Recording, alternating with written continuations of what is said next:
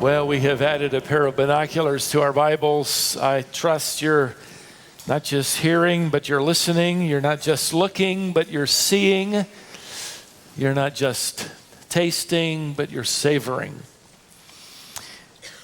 If I were to ask you if you ever saw a movie or read a book that featured lions and cheetahs and bears and crocodiles, you'd probably say yes, because you'd either read or seen the movie The Jungle Book. Wild animals on every page, in every scene, around every corner.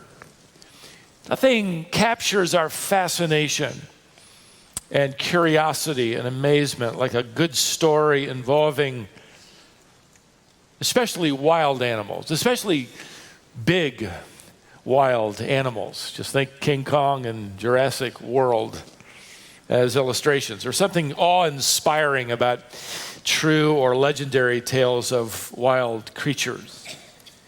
One of the most overlooked wonders of the Bible is that it introduces to us hundreds of different kinds of animals, including crocodiles and cheetahs and lions and bears and snakes and frogs and deer and antelope and badgers and locusts and foxes and sheep and wolves and fish and whales, and on and on and on and on it goes. The Bible happens to be the original Jungle Book, just so you know. Now, most of the animals mentioned in the creation account and revealed throughout the Bible are to be understood as realistic. Frankly, nobody gets any indigestion over the cheetah or the crocodile, but the bigger the animal gets, the more doubt creeps in. Probably nothing illustrates that more than the fascination and the speculation surrounding the world of the dinosaur.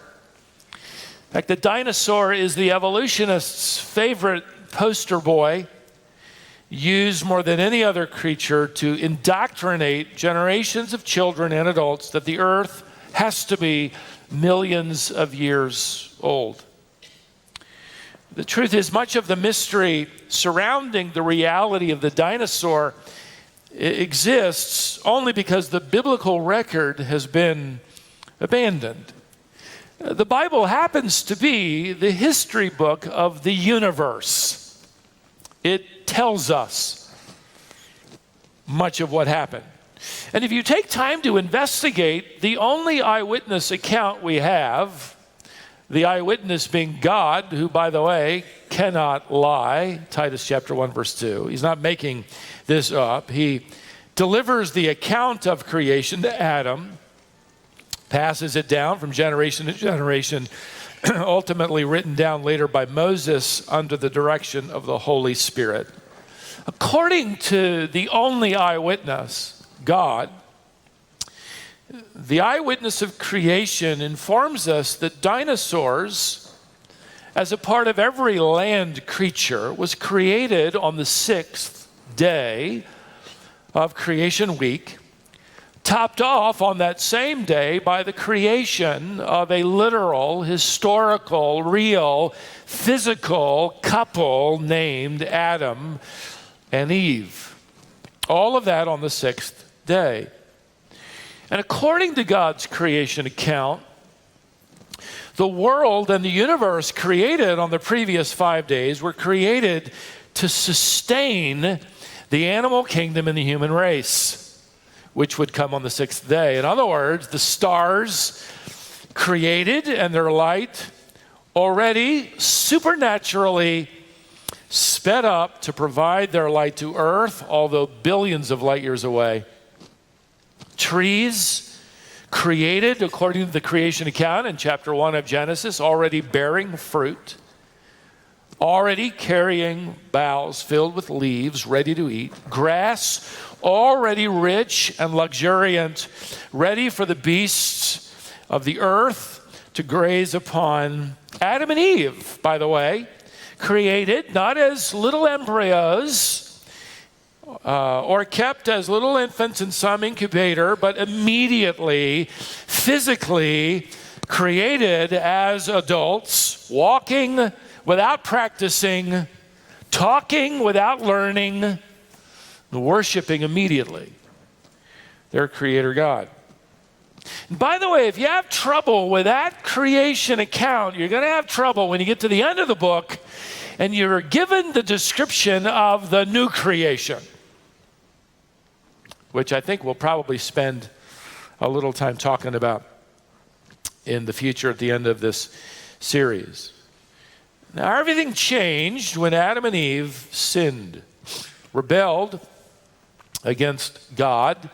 Before they sinned, their world, that dispensation of innocence we call it, one author called it the fearless age. And that's because there wasn't any fear between animals and humans.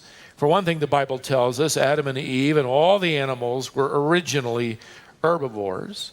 In fact, in Genesis chapter 1 and verse 30, Moses records God's words to Adam and Eve. Behold, I have given you every plant yielding seed that is on the surface of all the earth, and every tree which has fruit yielding seed. It shall be food for you. And to every beast of the earth, and to every bird of the sky, and to everything that moves on the earth which has life, I've given every green plant for food. God saw all that he had made, and behold, it was very good. It will not be around until after the flood, where God, later on in Genesis chapter 9, tells us that mankind is going to eat meat, and the animals as well. So if you back up into this dispensation of innocence, the epic and era of time of Adam and Eve, that T-Rex was not a carnivore. He was a vegetarian, fortunately. Now, people will say, but look at the teeth on that thing. For heaven's sake, have you seen that in the museum? They are not for eating, carrots and celery. Well, originally they were. In fact, even to this day, appearances can be deceiving. Take the panda bear, for instance, with large canines. Obviously a meat-eating animal, and it is not. It eats bamboo. Even today, there are bears in our Western world that are herbivores, grazing on grass. The marine iguana with razor-sharp rows of teeth, which my son can attest to, one of my boys who has scars permanently etched in his hand where he was bitten by an iguana, but the iguana is a vegetarian. Until the fall of Adam, animals who would become predators were originally designed by God to be satisfied with plant life. In fact, it's interesting that not too long ago, a recent discovery in India gave us an unusual glimpse at the diet of the dinosaur. One particular one was found. Fossilized dinosaur dung, also discovered and then carefully studied. That would not have been my favorite summer job, I can tell you. But what they discovered was that the diet of that dinosaur was several different types of grass. Everything changed in the next dispensation. Everything began to change after Adam and Eve sinned. The Bible is filled with a record of so many changes, including animals becoming predators. In fact, that T-Rex will eventually stop eating celery, and he's going to want to eat you if you're around, which, by the way, is one of the obvious reasons that you don't discover dinosaur bones and human bones in the same area. I wonder why. Obviously, why? Even the ground changed to resist the efforts of Adam, as we've talked about, growing thistles and thorns and weeds. Beloved, you need to understand that sin brought about the fall, not just of Adam and Eve and all of mankind's sins, but the fall impacted, corrupted, distorted all of nature. Even today, the animal kingdom happens to be, for the most part, a brutal kingdom. And you can watch, the Animal Planet, and for whatever reason, there doesn't seem to be much trouble with that, a shark eating that little creature it catches. It's called the food chain for a reason.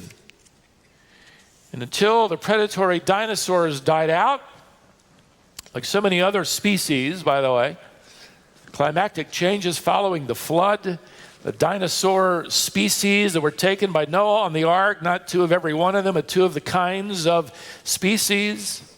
We know now from research that many of these dinosaurs continue to grow until they die, and Noah was to take on animals that would later reproduce, meaning he took on young animals. One author said the average dinosaur species would have been as a juvenile no larger than a pony. But eventually they died out like so many other species in the last 1,000, 2,000, 3,000 years. In fact, listen to one historical account of life in England which never made it into your science textbook. This is actually dated AD 1405, just over 600 years ago. It reads, this one person's journal, I guess he took time to read it before running. Close to the town of Bury, near Sudbury, there has lately appeared, to the great hurt of the countryside, a beast, vast in body, with a crested head, teeth like a saw, and a tail extending to an enormous length. Unfortunately, he didn't have a camera.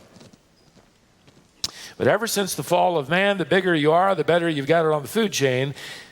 But to this day, the animal kingdom is riddled with fear. That's something that God informed Noah would be invested in the animal kingdom following the flood.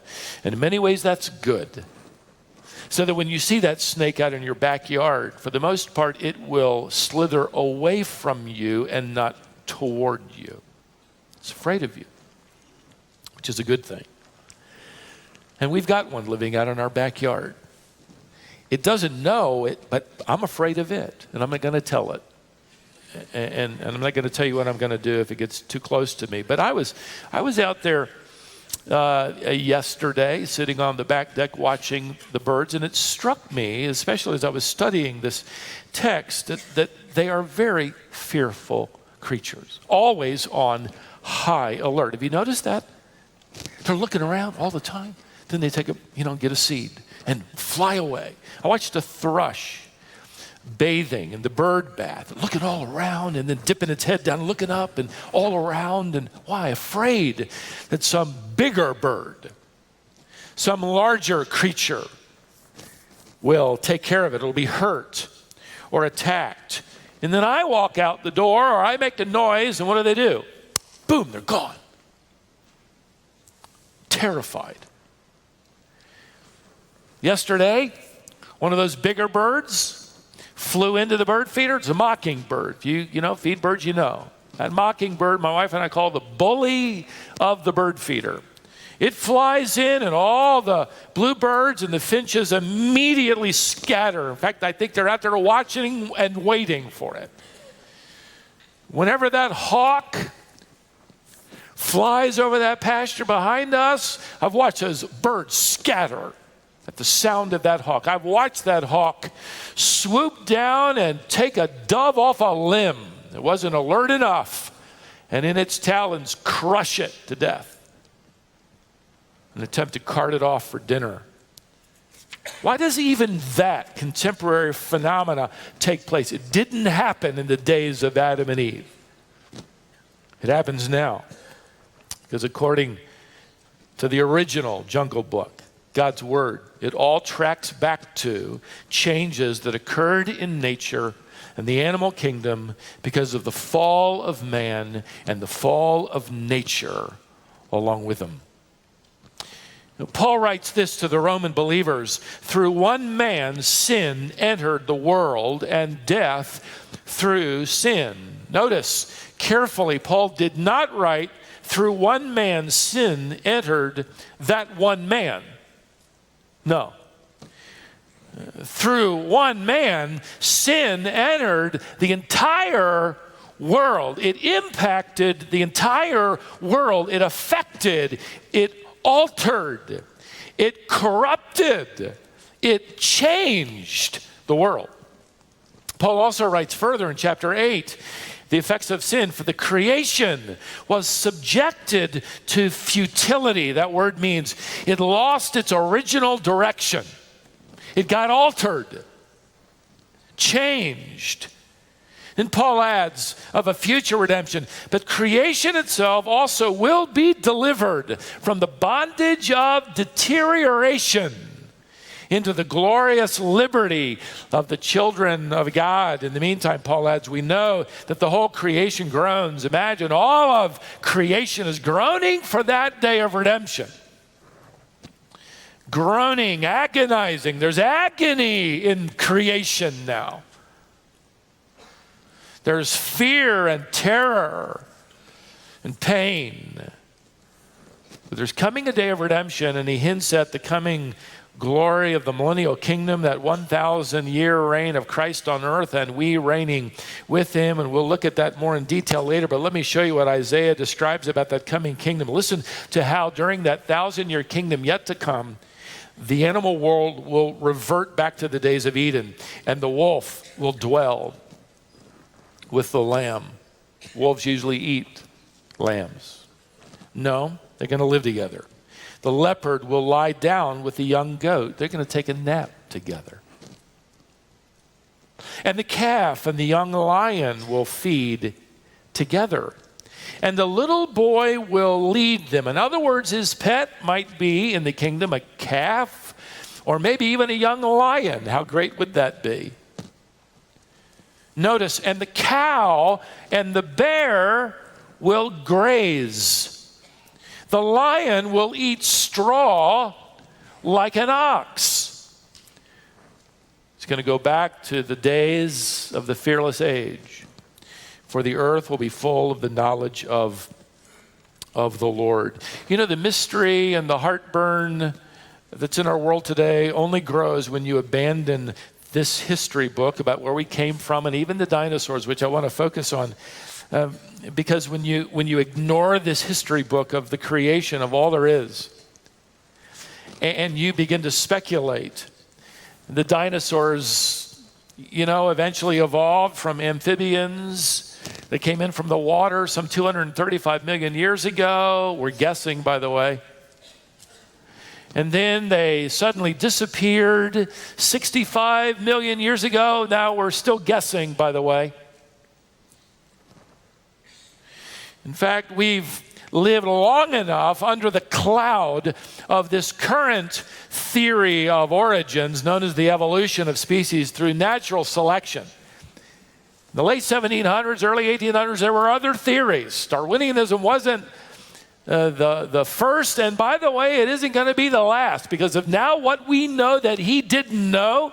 You're already beginning to hear rumblings of even the unbelieving world wondering how in the world a single cell could have so much information that it reproduces itself. Where did this design come from? And so in order to keep from saying it must be God, I think 100 years from now, I'm guessing, but I think the speculation will be that some extraterrestrial advanced society seeded Earth, and that's where we came from. And you're already beginning to hear that, even to this day. But it's always interesting now as we're watching Darwinianism stagger under the weight of information that we're discovering. Experts are now getting a little embarrassed when they've declared something to be extinct and discover it alive and well. For instance, in the 1990s, explorers found elephants in the Nepal region that had many features of mammoths, which were supposed to have gone extinct thousands of years ago. Still, nobody rewrote the textbooks. In fact, one author wrote that explorers in the jungles of the Congo encountered what they described as dinosaur-like animals. We can't call them dinosaurs, but we can call them dinosaur-like animals. Even more interesting, by the way, are the cave paintings, and you can go online and you can look this stuff up. It doesn't show up in the textbooks. Cave paintings by Native American Indians, which depict natives hunting mammoths and dinosaurs. And what's interesting is all the textbooks have included the cave drawings of the natives fighting the mammoths, but they leave out the references to dinosaurs.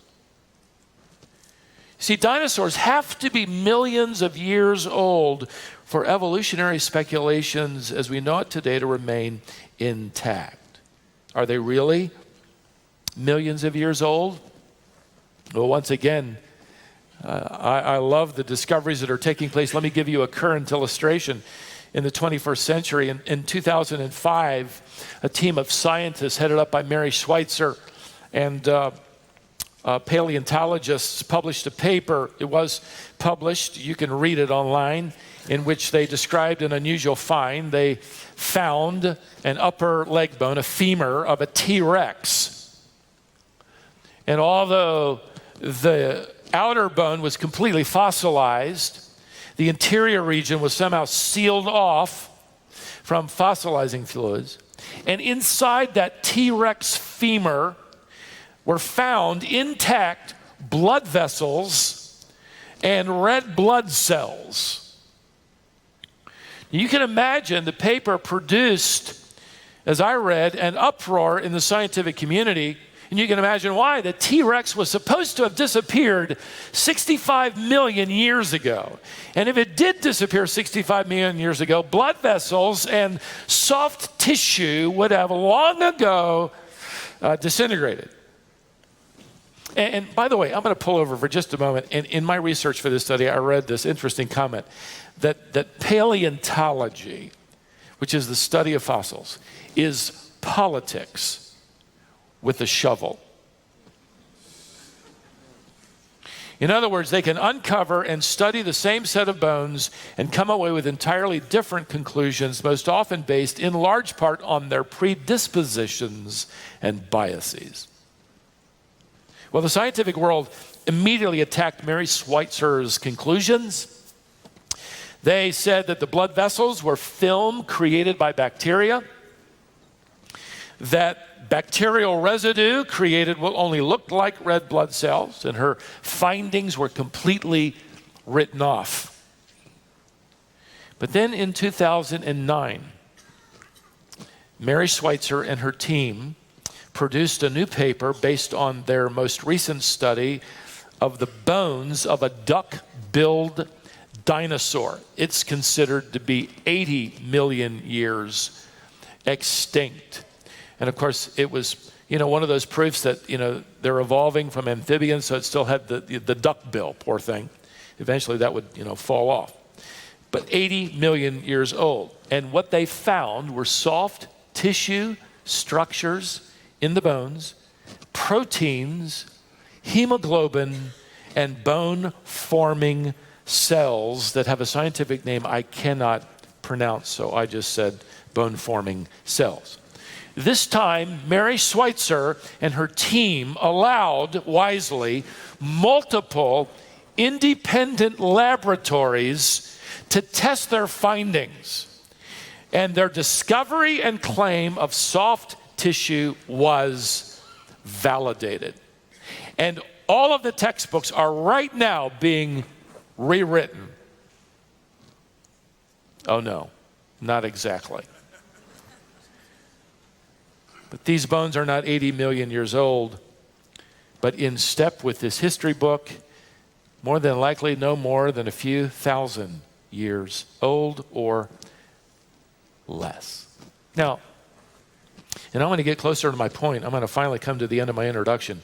But why does this matter to the Christian? Well, three reasons. Number one, the eyewitness account of Genesis is proven true or false depending on the statement in chapter 1 that God created all the land animals, which would have included the dinosaurs, along with mankind on the same day. Secondly, if the record of creation is not true, then not only is the biblical description of the ancient world untrue, but the biblical description, as I've sort of mentioned, of the future world is probably untrue as well. We're just making that up too. Lions will never lay down with a lamb. And a little boy isn't going to lead around a lion in the front yard. That's just make-believe. God just wants us to feel good about the future. But thirdly, and this will get to my point, if dinosaurs went extinct millions of years ago and human beings never saw them, were never awed by them, then we have been robbed of what the Bible considers to be one of the most amazing evidences that he cares about us when we suffer. Let me show you where. I want you to take your history book and open it to a book. I'm going to give you some clues, and you figure out which book it is. It happens to be the book that's filled with references to creation, the universe, the global flood, early creation moments, including the stars and the planets, the animal kingdom, and more. In fact, Dr. Henry Morris, the founder of the Institute for Creation Science, once wrote that this book in the Bible contains more modern scientific insights than any other book in the Bible. Turn to the book of what? Job. Genesis has a lot of that, but the answer is Job. Turn there. Job's suffering is about to end. God shows up, and as we've already discussed, he gives Job a tour of creation. Remember, if you were with us a few weeks ago, we talked about the ostrich. And just as the tour is wrapping up, God gives Job a wonderful description, asking Job to look at, implying he can see them, the two largest animals he created. The largest sea animal, the Leviathan, which I believe is a fire-breathing creature, if you look at the description in Scripture. And the largest land animal, the sauropod dinosaur. Now, when you look at at chapter 40, you're not going to see the word dinosaur. The word dinosaur wasn't coined until 1841. Up until that point, the word that defines the largest land animal, the Hebrew word, is the word behemoth. And by the way, and I am going to get here, but it amazes me, even in the evangelical world, that they'll look at all the animals that we'll see in the book of Job and in the book of Genesis and have absolutely no trouble with them until you get to this one. And then they try to make the behemoth. In fact, you probably have in your study notes, which are not inspired, a reference that this is probably a hippopotamus. Will you just keep that in mind as we read the description?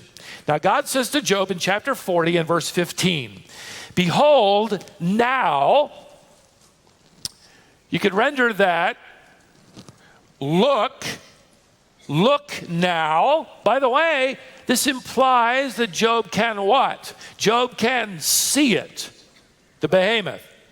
See it with his own eyes. Look now, Job, behemoth, which I made, as well as you. I love that, so we got to stop for just a moment. Don't miss this. Look, Job, at the behemoth, the dinosaur.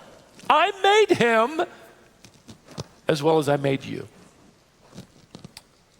Now notice the description of what many believe to be the sauropod, the subclass of dinosaur, the largest ever discovered. He eats grass like an ox.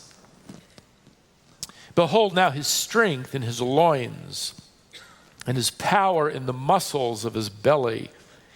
He bends his tail like a cedar tree.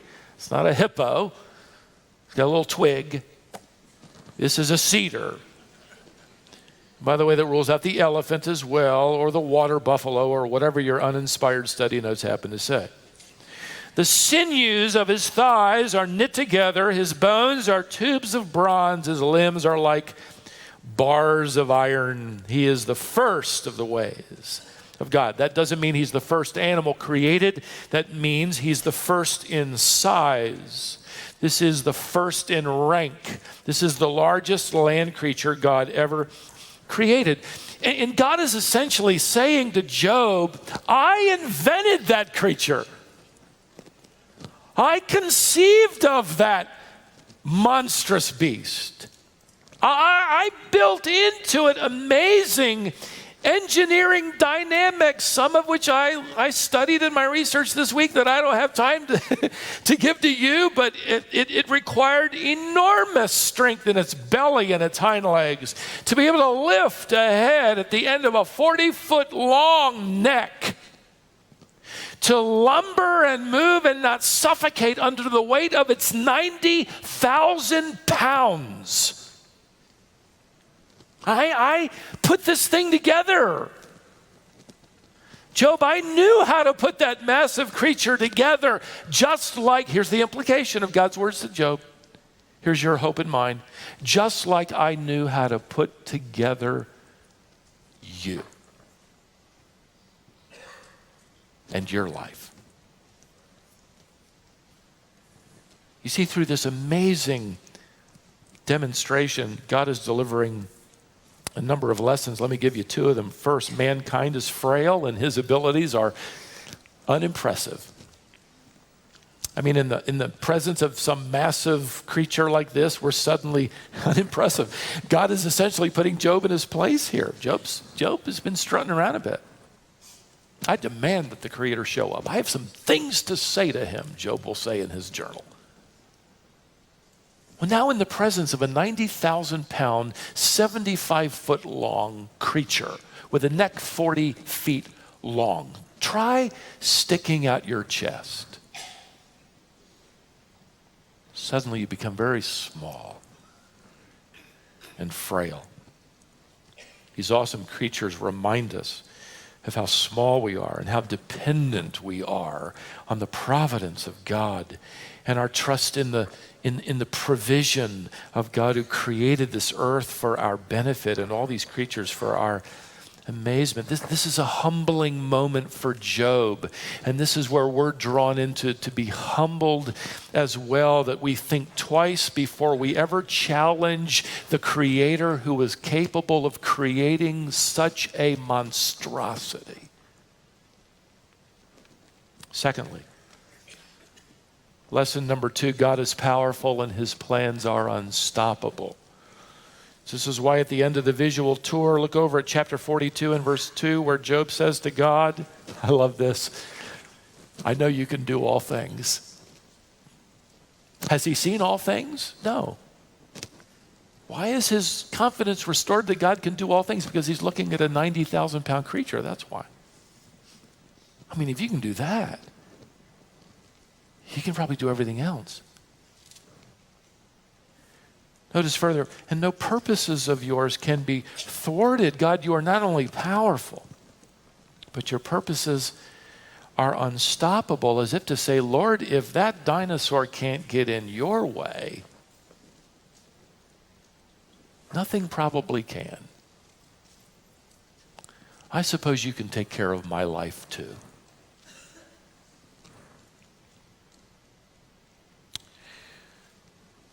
Beloved, I believe that God created, and every time we discover something he created in our natural world, he created it for at least this reason as well, among other reasons, to create something so massive and so jaw-dropping, so amazing that we would take comfort in seeing this living illustration or the remains of it or that skeleton, that God is greater than anything and in control of everything.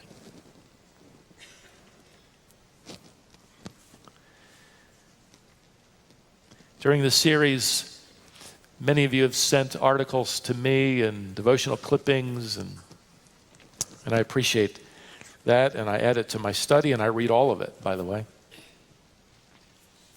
One note I received a few weeks ago was an excerpt that I thought would be fitting here, where one author wrote these words: I have seen you stalking the malls, walking the aisles, searching for that extra special gift, stashing away a few dollars a month to buy him those new boots, or staring at 1,000 rings to find her the brightest jewel, or staying up all night assembling that new bicycle. And why did you do it?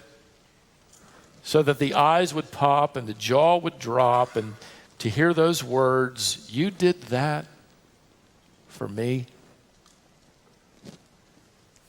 It's one of the reasons why God did it. The next time you see something in the natural world that is glorious, the next time you see a sunrise that steals your breath or a meadow of flowers that leaves you speechless, remain that way and try to listen to the whisper of heaven saying, do you like that? I did that for you.